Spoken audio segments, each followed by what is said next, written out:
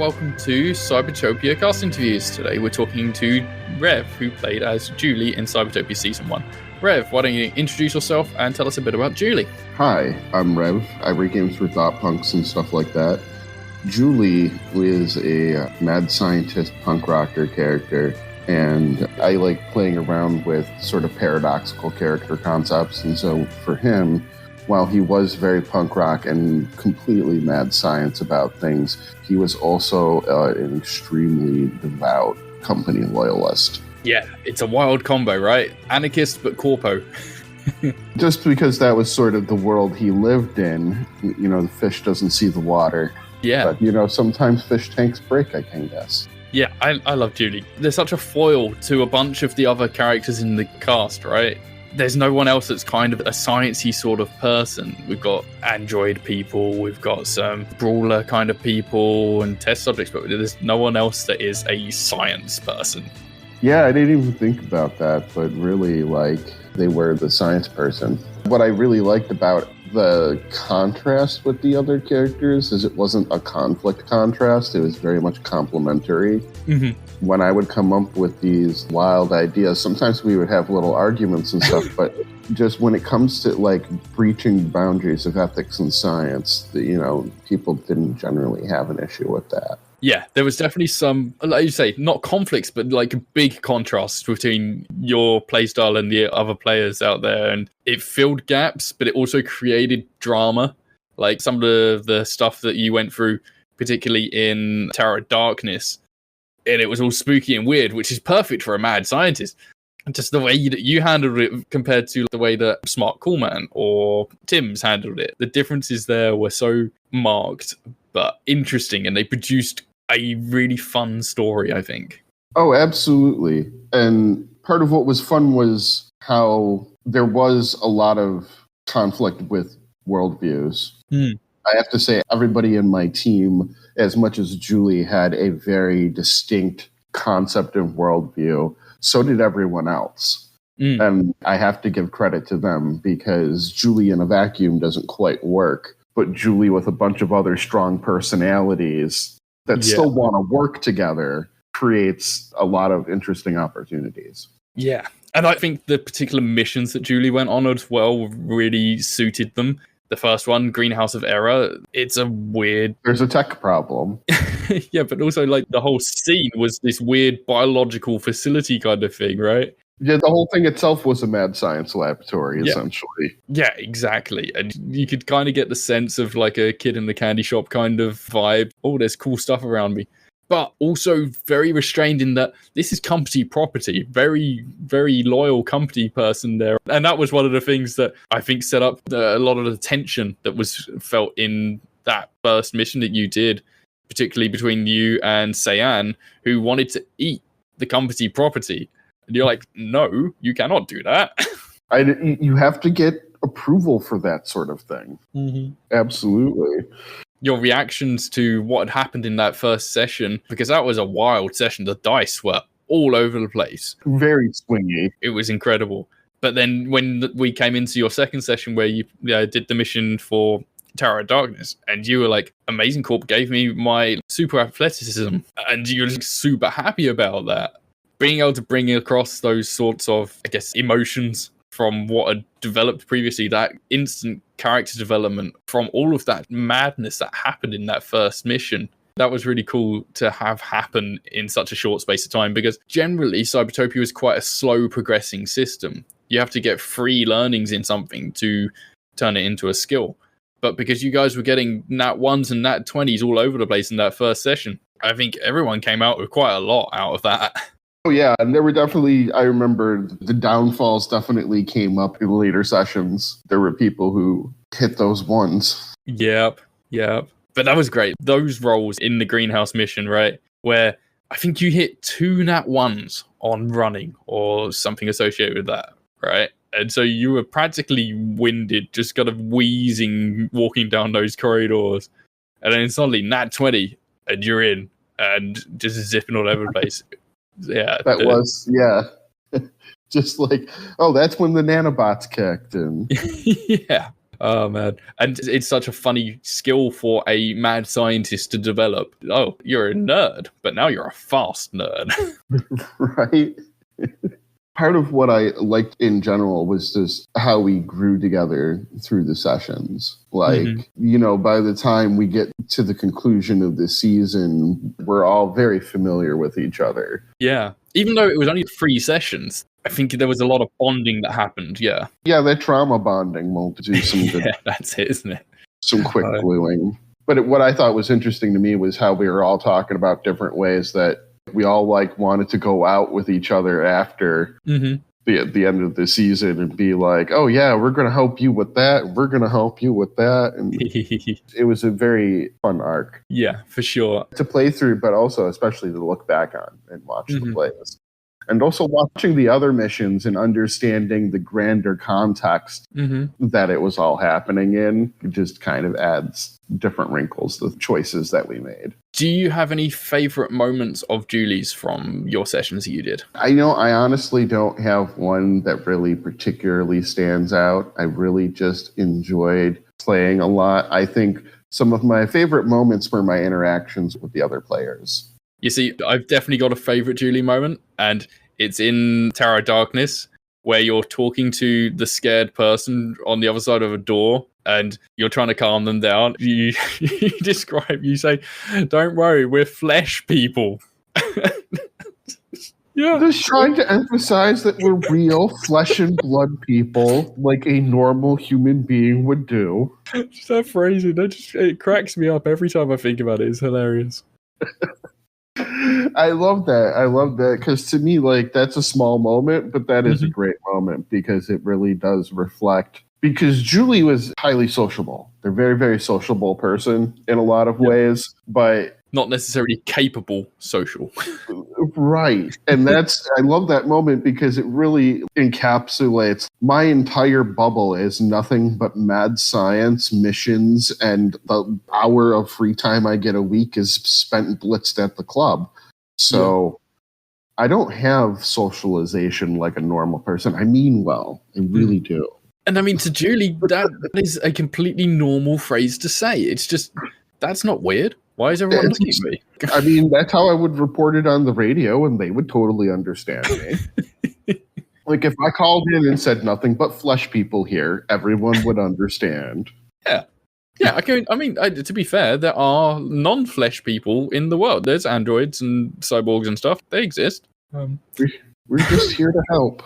We're just flesh people, just regular flesh people like you. Let me help you with my flesh. So you've listened to all of the other episodes. Any favorites from other episodes? Any missions that you think Juli would have been really fun on? Honestly, part of how Juli developed in the games is gelling with those other people. And so to a certain degree, it's hard for me to imagine how I would fit in with the other groups. Yeah. But there was something grudge. Oh, yeah, harboring a grudge. Yes. It was a fun one. Because all the automated stuff would have been really fun for Juli to play with. Oh, I think Juli and Buran, the mech pilot, would have been a really interesting mix as well. And then I was about to say, because I can imagine there's all this automated tech around, and it's just a matter of what it's programmed to do. And there's somebody who has mech stuff around. And, that's just a matter of making the right compatible connections. And so either something really wonderful or really terrible would have happened. But also, Buran was super neurotic, right? Whereas Juli is kind of the other end of the scale. Just yes, I see there's currently 14 murder drones. That's typical for this level of security. I can just imagine Juli being in Buran's mech as they're walking along the seafloor to sneak into this place, and Juli's just fiddling with stuff and adjusting electrical patterns or something, and I'll just soup this up for you. And Buran's just like, no, don't touch that. But I can improve your response times by 0.37%. I could do that right now with just the tools I have. Axe is fine. Please leave Axe alone. Oh, yeah. See, that would have been a fun interaction because, like you said, Juli was very bold, we'll say. Mm-hmm. Yeah. Yeah. I mean, they were quite a forward person, right? And just generally unflustered. Mm-hmm. And Beren would just see, we'd either have to come to some agreement or there would be like a little like social showdown at some point. You go and sit outside the mech. You go sit on the roof. Right. Like you have to ride along the roof. Oh, you think that's a threat to me because we're in the deep sea? I can jury rig it. I can jury rig a breathing suit. Yeah, absolutely. I'll just use some of this stuff out the back of the mech. What are you taking out? Don't worry about it. It's redundant. You don't need this. It's fine. Yeah, that's good shit. But yeah, that just would have been like a fun mission. I think any of the missions where there was a lot of stuff that Juli could get his fingers into, you know, and there was warehouses full of gear, and the team in that mission didn't actually explore much of that at all. But there was a lot of stuff. If you'd gone sifting through things, like you could have found all sorts of shit. Yeah. And I guess there's also the finale, right? Oh, yeah. Your team had a relatively small part to it. Right. Like that's a great example of what I was saying before about how listening to some of these other episodes, whoa, there's such a bigger context that things were happening in. Mm-hmm. How did you feel listening to the grander whole of it as opposed to what you knew? Because you wouldn't have known anything that had happened in the other sessions until you listened to the actual finale. There was this sense from our encounters that management had really gone off the rails at Amazing Corp, and that these types of errors were commonplace.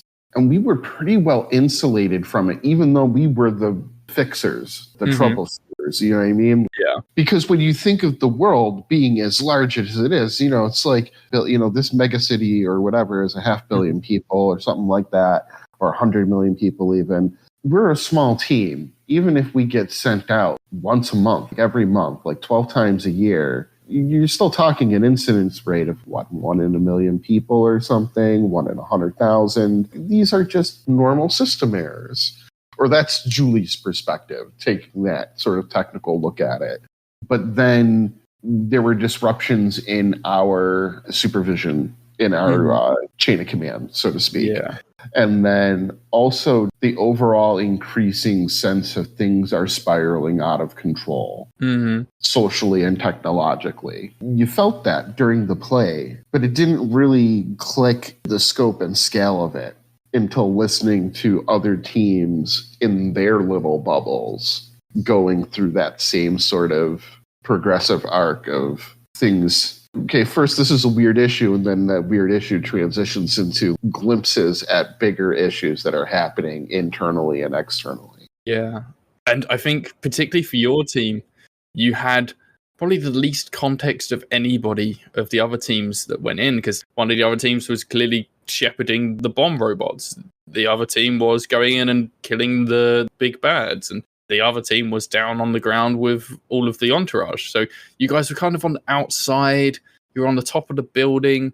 You were furthest from really knowing anything that was going on below you. So you had that detachment, and I can only imagine at the time when the big moment comes and you'll get blown up right at the end, that must have just been very, what the fuck, Ben? That was extremely world shocking for Juli, and I think we discussed that a little bit in the after chat for that episode. But that was extremely disruptive for Juli because that was their whole world. Shattered. Like, the world physically shattered around them because they lived for the company. And going forward, I think Juli is going to live for the anti-company. So this was going to be one of my big wonderings about talking to you about Juli, of how is Juli going to react? Are they going to be like, maybe it's something I can do to get back into Amazing Core, maybe I can get back in their good graces? Or is it, oh, they fucked me, I am the most angry person in the world? Both. To be honest, Juli wants nothing so much than to covertly shepherd the rebellion and their lab resources to invest in Amazing Corp and get a large enough share for Juli to get on the board, essentially. Interesting. That's the plan, at least at the outset, and we'll see. Wants to force their way back in. Yeah, well, because Amazing Corp is too large and too integral to everyday life in order to make it just go away. Making it just go away isn't going to happen anymore. We can make solar radiation just go away. I guess, would the automatic reaction be anger at Amazing Corp as a whole, or would they be looking at the changing in management and be like, oh, those new managers are the ones that are to blame or something? It is almost certainly like the tree has been poisoned. It's the fruit of the poison tree now. But that's only because somebody poisoned the tree. You can heal the tree. Yeah, well, I don't know if I could heal the tree, but I can make the tree do really cool things that are less dickish. Okay. I don't think necessarily Juli would necessarily think in those kinds of holistic terms of healing the company. Mm-hmm. I think that would be pretty alien to their perspective. But they can see reprogramming the company. Okay, yeah. And, you know, Juli has their own bubble tunnel vision interests in doing science that shouldn't be done. Yeah. So I would probably entrust other people to do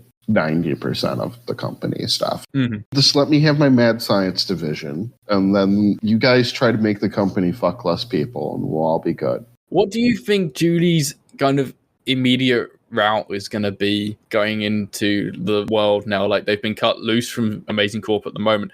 Would they go to try and seek out another group that they could join in the interim? Would they retreat into a lab space of their own that they jury rig up or something? I think first and foremost, Juli would make sure that his teammates all stay in contact with Juli and each other, because we're the only people we have right now.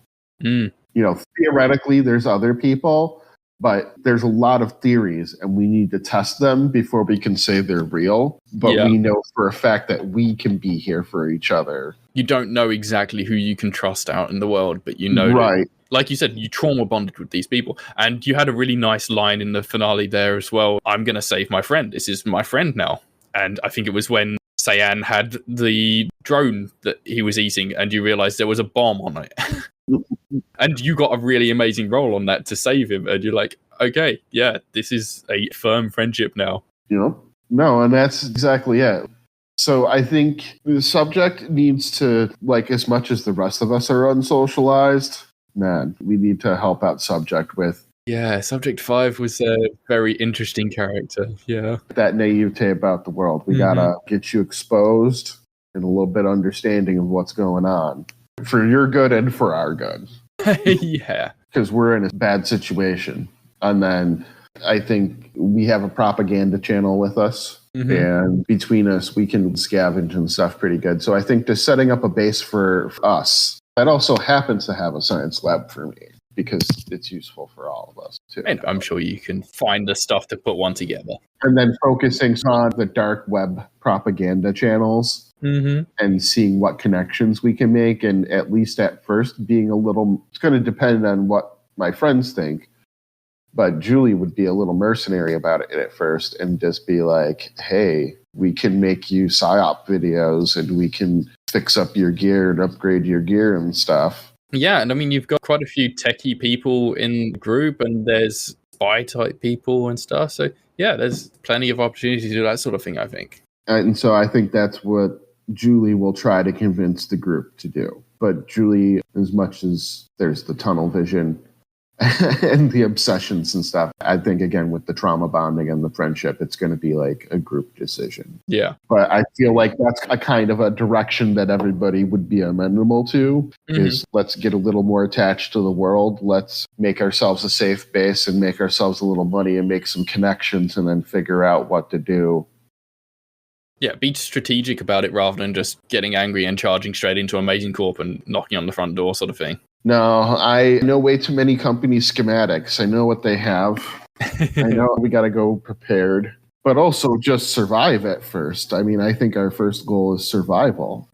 We've been cut loose and we have no resources to survive on while being hunted, or at least blacklisted. So that sort of informed what I think Juli would suggest as what we do. Is let's make a safe house, make some money. Yeah.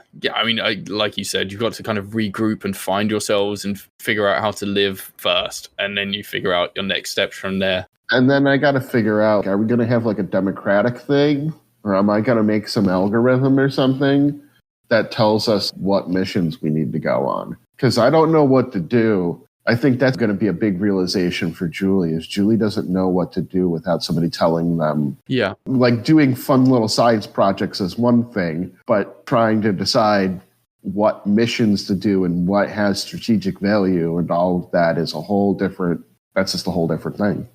I figure everyone's going to have their own priorities, and I think there are a lot of the other characters are quite similar to Juli in that sense of they were at Amazing Corp in Tabula Rasa following orders because that was what they do. They just take their missions and follow orders, which is why you all went into that finale mission to go and do this thing that was very much more of an assault kind of mission than the other things you'd been on. Like the other two missions that Juli had been on were kind of more investigative things, whereas this was very much a go in and kill people stuff. Yeah, that's part of what I meant about the escalation of the missions themselves. Because like the greenhouse, okay, so you have the greenhouse, and that's just stuff goes wrong, workers crack, stuff happens, right?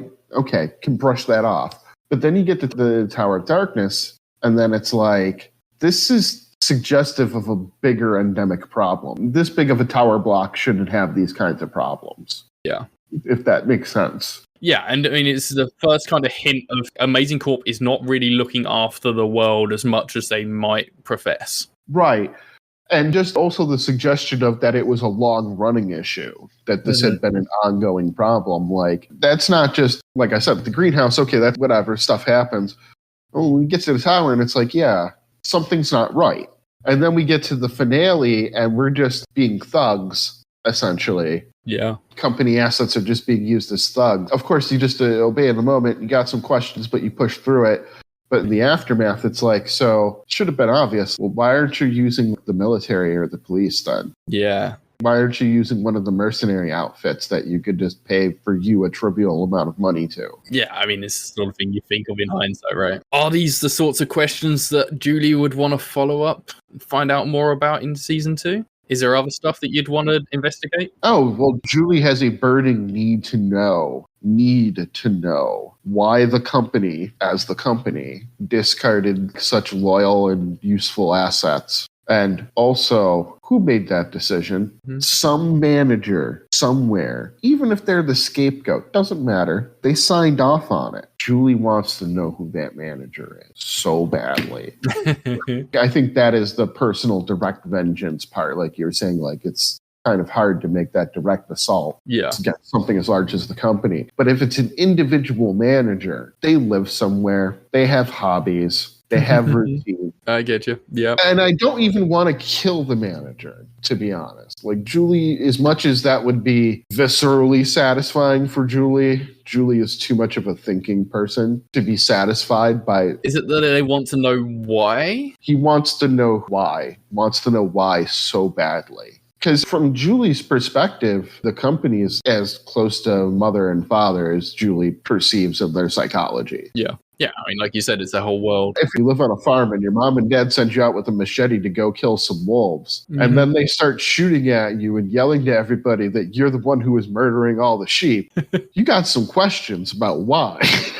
yeah, definitely, for sure. Especially when you're in perception, you had a good relationship. So Juli's going to definitely be missing their lab, right? Obviously, they take some amount of gear with them. What would be the stuff that they would want to keep? Because they're not going to get to keep a lot when they go into season 2. A lot of it's going to be destroyed. They're not going to have access to the facilities anymore. What is most important to Juli out of their gear? Out of the gear would be the Porter Lab. Yeah. The Porter Lab is by far the most important part of the gear layout that Juli has. Juli would definitely murder innocent interns to keep that Porter Lab if it was necessary. Like that level of... Okay. I know where the line is there then. Okay. You know, the rest of it would be sad to see it go, but the Porter Lab, I feel, is the thing that Juli would do anything. I'm just going to have some young group of students wandering past with a trolley of chemistry stuff, and Juli's eyes just going to go like Acme big. That episode where we visit a community college and I go hog wild and like the National Guard gets called out because I do horrible things to everyone there to rob their 40-year-old industrial technology lab. You don't understand. This old tech, you could program it directly. How about skills? Because you get 5 skill points in season 1. If you get reduced down to like 2 or something in season 2, what would be the primary skills you'd want to keep? Oh, see, that's a lot more difficult of a decision there. Like, you'll always have your core, so you'll always have mad scientists. Yeah. Or is it like jury rigging or something? You were crafty and sciencey, and that was the whole jam. Well, and I did have some social skills and stuff. But yeah, I think as long as I have my portable lab kit and I can still jury rig stuff, I feel like that would be the core of what Juli feels like. And I suppose you'll always have your athleticism as well, because that was a learned thing. That sticks with you permanently. Okay, so that one you keep. You don't lose the... Which is big, because that was a +2 as well. So that's a free skill that you will have forever. Definitely will surprise some assassins. Yeah, the speedy science guy. Like, oh, we're just going after the science guy. Just send Bob. Bob, it'll be fine. Are there any players that you didn't play with that you'd love to play with in season 2? I'm sorry, I'm terrible with names, but I would love to play with Mech Guy at some point. It's such a shame. So Ray is the one person that's dropped out. Oh, yeah. Because I just imagine Juli having like a little clingy exosuit so he can hold on to the outside of the mech and running around the mech and making little modifications. Being like a little spider mech. Yeah, like, oh, we need a plasma cannon to bust through that door. Jury rig one up.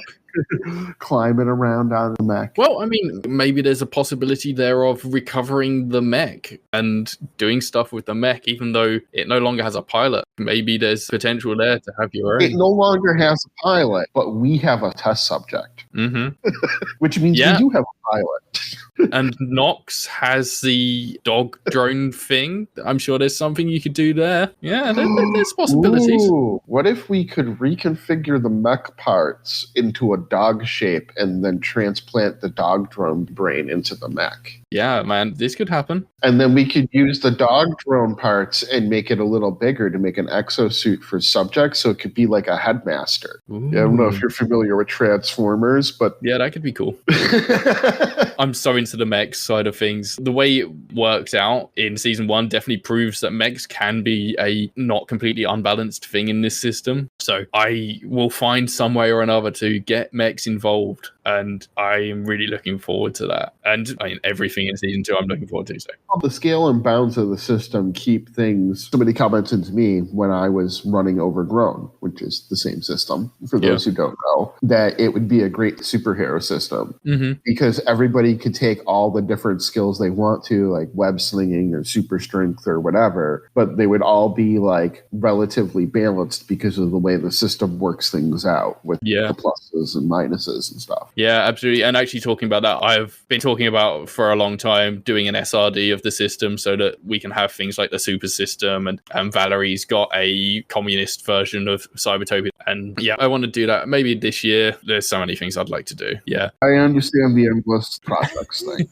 Yeah. It's always the endless slush pile forever and ever. Time and energy, man, in it. There were like 24 more hours in the day. That would be great for me. I need another Ben. That's what I need.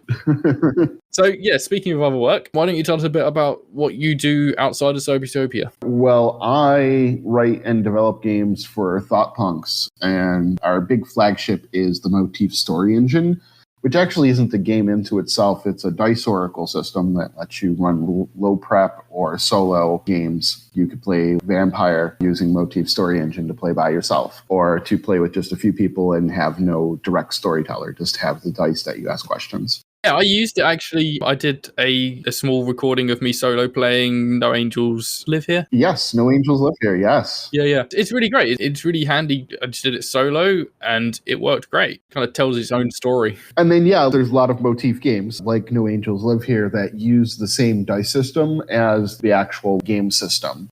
But it works basically the same way. It gives you yes and no answers that are either have a strength to them, like they're weak or strong, or they have a no and or yes but kind of response. And they all have that flavor dice that you can add on. You can be like, mystery. How mysterious is this situation? question, and it'll give you an answer from 1 to 6. It's pretty simple and straightforward, but it has a lot going on. And I think it is really well timed as well, because there's just been an explosion in solo games in the last year. So there's definitely a massive interest in solo play, and to have an oracle that can turn any system into a solo play is so handy. So yeah, if people are interested, that's Motif. But I also have to, out of honesty and such, give a good shout out to the Mythic Game Master emulator. That is the granddaddy of Oracle systems. It's very popular as well. And it just got a new edition, actually. Just got a second edition, I believe. Mm-hmm. And I mean, you also write a lot of games as well. Oh, yes. What was that? There was the Dick Punch one from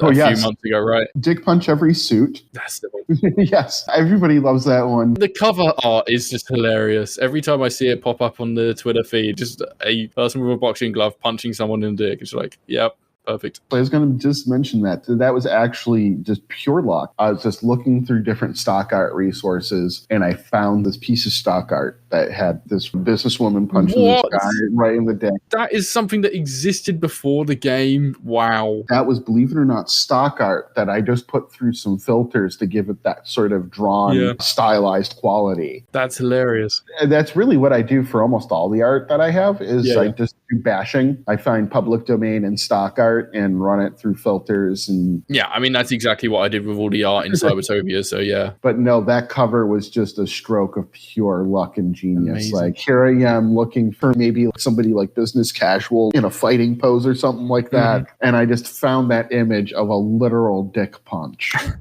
in people in business wear. For a second there, I thought you were going to say that you found the picture first and that informed the game. No, the game was actually informed by frustrations with just the way businesses are run and AI screwery and things like that. And so that was just me venting my own personal catharsis. And I shared it because I felt like other people would appreciate that catharsis as well. Everybody who's worked a job has had that boss or had that corporate structure where you really wish that you could just go on a big crotch punching frenzy. Get it out of your system. It's a message that clearly resonates. Yeah. Like, I've seen several people disconnected from you who have brought it up in conversation and stuff and be like, oh, yeah, this is cool. And I'm like, oh, I know that guy. Yeah, another one that people sometimes bring up is Dinosaur Wizards in Space. Oh, yeah. It's a thing. It's so wacky. But it's just what it says on the label. And that's a lot of what I do is I make games that are what they say on the label to a certain degree. It's fun. And also quite an advocate for open licensing as well. You've got the Forever Open game jam you've been doing. Yep. Running the second year of it because I did the first year of it last year in the wake of all the OGL nonsense and just everything else going on. And I've always used Creative Commons licenses for things. A lot of the stuff is attribution licensed, and even the stuff that isn't is at least just non-commercial licensed. So I encourage people to at least try to use Creative Commons non-commercial license because it is basically just the same gentleman's agreement. It's got everything you need. As much as people like to have their own license with their own specifics in it and stuff, CC BY SA pretty much covers everything you want. With the non-commercial, to me, that's like the classic gentleman's agreement that RPG companies and fans have had, where, okay, you can make your little logo sites and your little home brews and stuff like that, as long as you just share it for non-commercial purposes.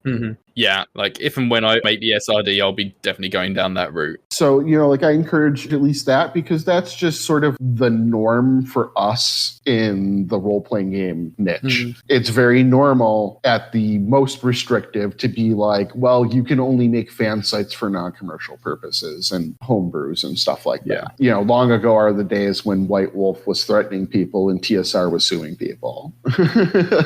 So I feel like it fits the norm. And then, like you mentioned, if you want to make sure people share alike, you want to make true open source thing, you can do that with Creative Commons. The attribution share alike means that they just have to give credit to what they used and they have to share it under the same terms. Yeah. And then I like attribution. I use attribution for my most open stuff a lot. For example, Dinosaur Wizards in Space and Dick Punch Every Suit are both just Creative Commons attribution.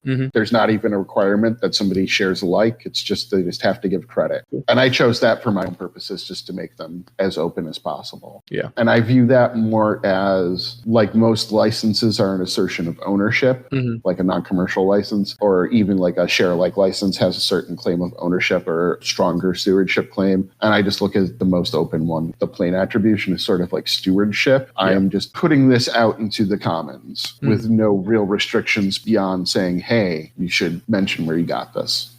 Yeah, there's a lot of flexibility out there. There's a lot of kind of standard things, right? It's very plug and play. And I understand people want to put more restrictions on things, but then I feel like the ORC and stuff and OGL aren't really open licenses. What frustrates me about those is that they're kind of unnecessary. It's almost like they're more marketing tools than actual licenses. Yes, because there is an argument that it's difficult to discern where the line is for the rules of a role-playing game when you're copying things, because there's a lot of creative expression involved. Yeah. But even that aside, all it does is it lets you use the mechanics. And honestly, it's pretty trivial to replicate or emulate, get close to, like approximate mechanics without copying any text at all. Just sitting down and rewriting it in your own words. If you want to make like a D20 system, you don't have to use the OGL or even their Creative Commons, since they buckled on that. The basic mechanics aren't covered, like you said.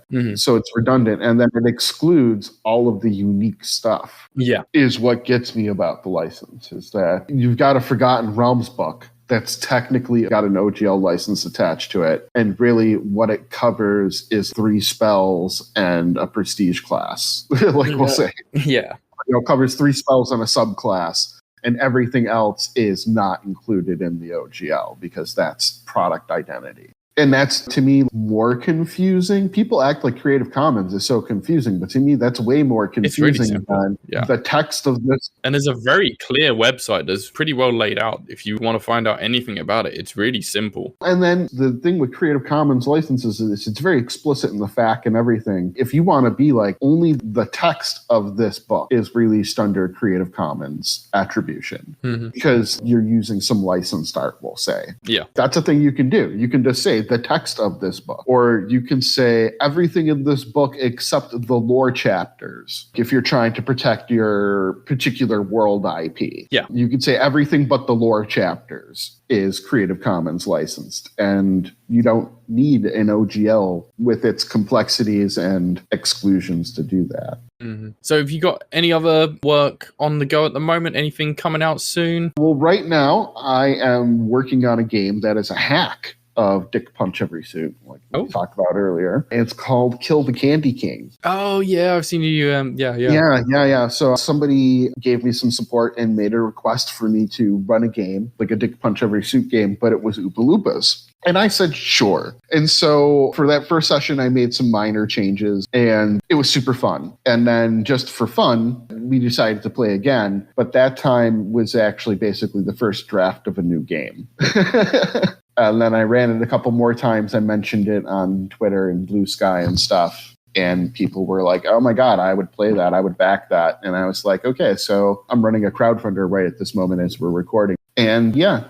It's pretty much what it sounds like. It's Oompa Loompas. They're fighting a rebellion against the Candy King. And it's 3 stages to the game. The first stage, you have to fight off the heirs, which are the sugar-addicted children that serve the Candy King. Of course. And they're like little mini-bosses. They have negative compulsions, like some of them have greed, for example. So if you give them an opportunity to be greedy, you can possibly lure them into a trap. And that is the thing you have to do. You have to wear them down and then lure them into machinery to dispose of them while you sing a happy little song about the mistakes they made and how they're being disposed of in machinery.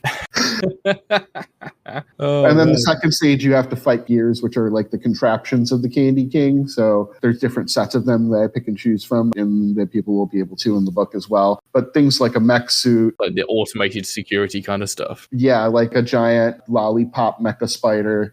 And they have patterns and weak points, sort of like a lot of video games do. They go through little patterns of actions and they have weak points on them. And it's pretty clear what you have to do there to defeat them, is figure out the patterns and weak points. And then you face down the Candy King, but you don't actually battle him. It's a social battle. It's a social and mental struggle. Yeah. He is surrounded by the crown heirs, his most treasured heirs, and their faith has been shaken by your successes. And you have to argue down against the Candy King to convince the crown heirs to turn against him. If you succeed, they eat him. Oh.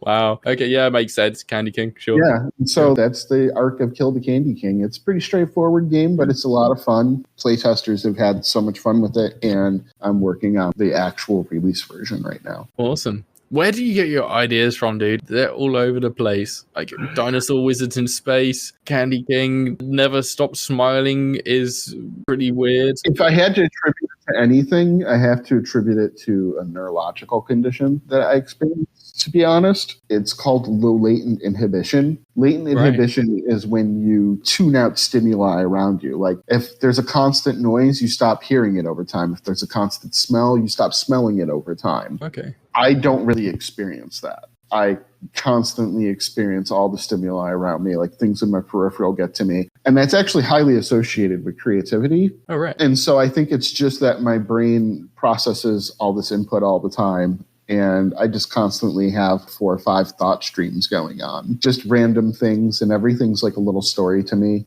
Okay, this makes sense now. Yeah, I get you. I was the guy at the party that you could give 3 words to, and I would make a song out of it.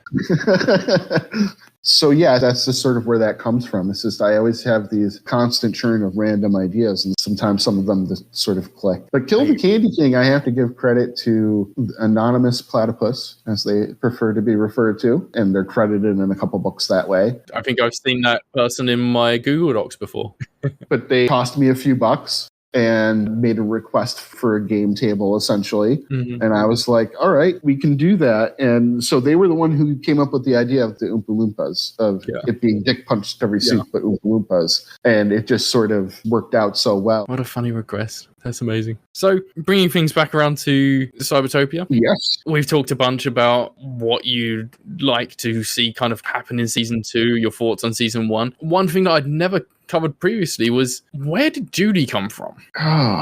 So, was there any inspiration behind them? I love B-horror movies. Okay. And you wouldn't guess it, Jeffrey Combs. Oh, okay. He plays a lot of stuff in Trek. People out there, you'll know exactly who Jeffrey Combs is. But in the 80s and 90s, he did a lot of B-horror movies. And he did a lot of Lovecraftian-inspired ones. Right. Reanimator was one of the big ones he did. Okay. And so he was sort of my initial seed inspiration, that sort of 80s, 90s B-horror, Lovecraftian mad scientist vibe. And then the punk rock just sort of came up as, to me, punk has a lot of associations with that era. Mm-hmm. And so that's where the punk aspect of Juli came in. And it also fit in with a socially acceptable way to have the sort of independence and anarchistic tendencies that a mad scientist has.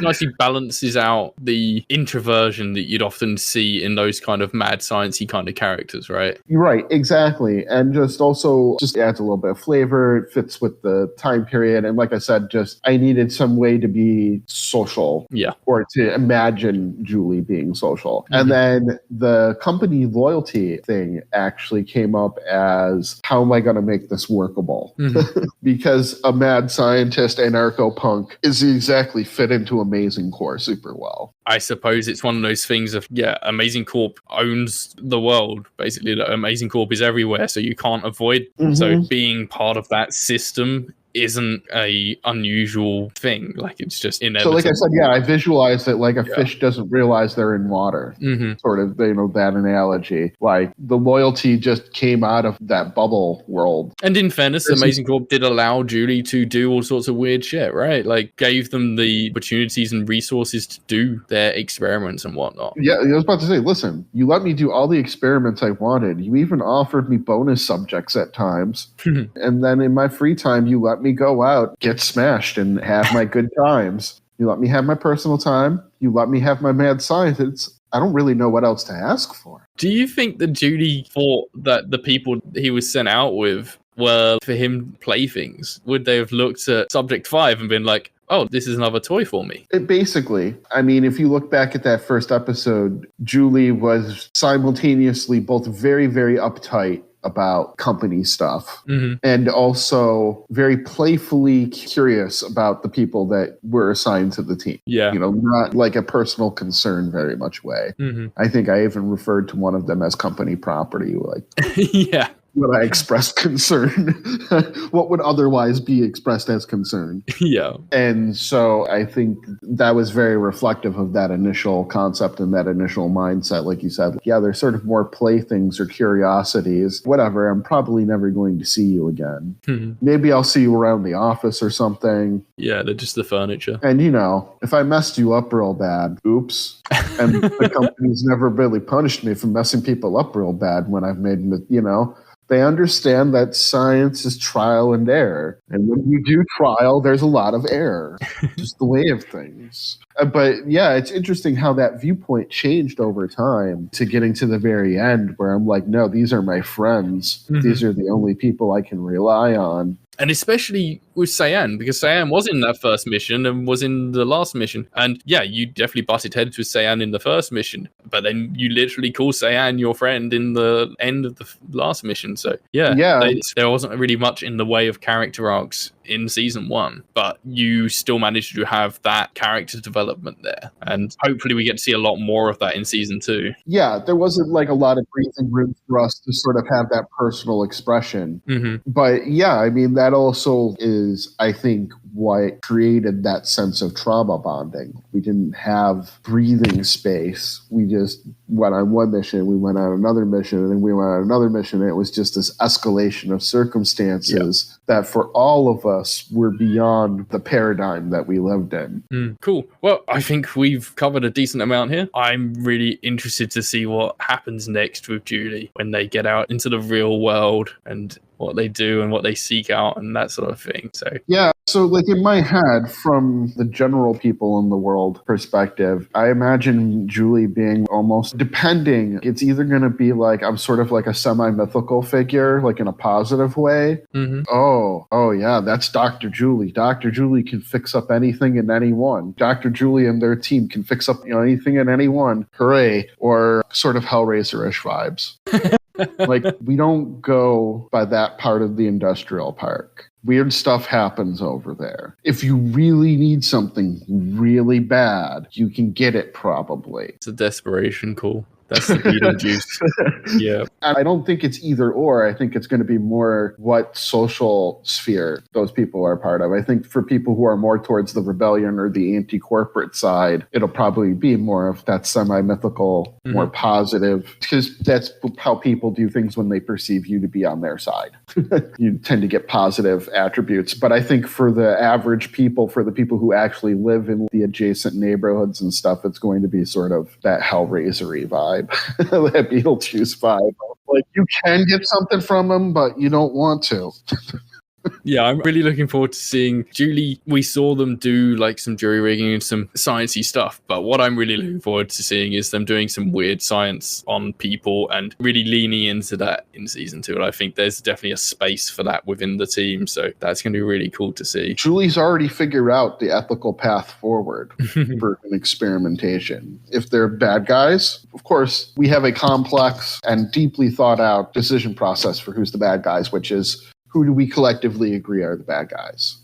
Yeah. Super scientific. Or volunteers, because with the company having the amount of power it does and the level of desperation that people get to, I cannot imagine that there would be a shortage of volunteers. Yeah, well, I mean, people are literally queuing up at dodgy clinics to get work done because they can't afford the Amazing Corp stuff, right? So right. And then for some of the more advanced weird science, people who are down for the cause.